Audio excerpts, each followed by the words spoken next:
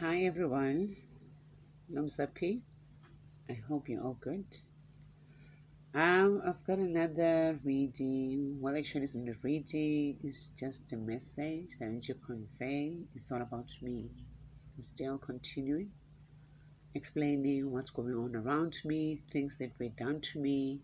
You know, just trying to let everybody there who's just perhaps maybe facing some particular or same problems like I do. I just need you to let you know that you're not alone. And there are, other people who are facing what you're going through. And just need to encourage you that you have to keep on praying, pray hard. You know, the Most High loves you, and He's definitely, listening to your prayers, and He hears them very well. Just have to be patient and have faith that everything will be okay, and you'll be okay,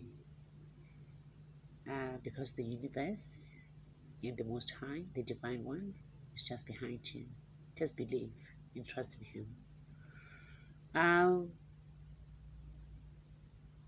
my message today is all about my ID, my identity, ID document that was stolen and crime was committed using my name and my identity number. Uh, as far as I'm concerned, excuse me. Uh, Most of the times, actually, each and every time when I leave, I lock my room. But there are people who've got I don't know, a spare key, or they're using a certain type of mechanism of being able to open my lock, my door lock. They gain access inside my room. They've fiddled with my documents. They've managed to find my ID copy of my ID. They took it and they committed fraud. Enormous crime were committed utilizing my name and my ID number.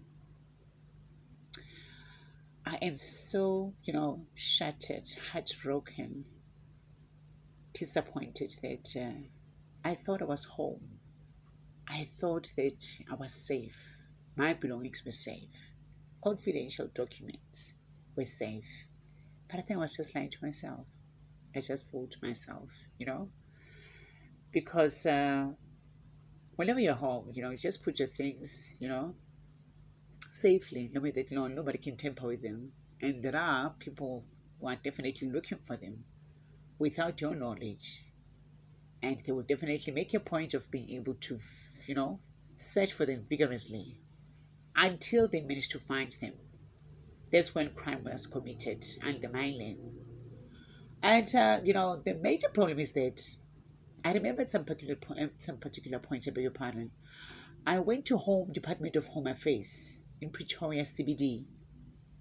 I went to reapply for an ID because the one that I was using, it was kind of old, so I wanted a new one.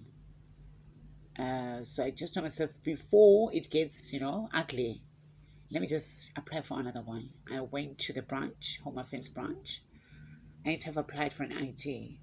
And to my surprise, actually, I received an SMS alerting me that my ID after 3 months. The SMS alerted me that my ID document was ready to be collected, and I went to Home Affairs. When I got there, my ID numbers changed drastically. My date of birth was not my date of birth. It was same year, but Valentine's Day, the 14th of February. Oh, and now immediately I've requested to see the manager, and I've managed to find the manager to go, to meet the manager, and I've expressed how I felt. Like I was so disappointed, I was so aggravated, I was so annoyed, and I was astonished, and trying to find out what went wrong. Why is my ID like this? And they told me, unfortunately, that's how it is, and there's nothing they can do to change it because the old data from my original ID number was transferred, was taken from that particular old ID, transferred to a new ID. I mean, that was so typical. I was so amazed. I was shocked. How possible is that? Because fingerprints are my fingerprints. Then why are they changing my ID number? I mean, my date of birth and the old ID to a new ID. And unfortunately, there was nothing they could do because unfortunately that has been transferred.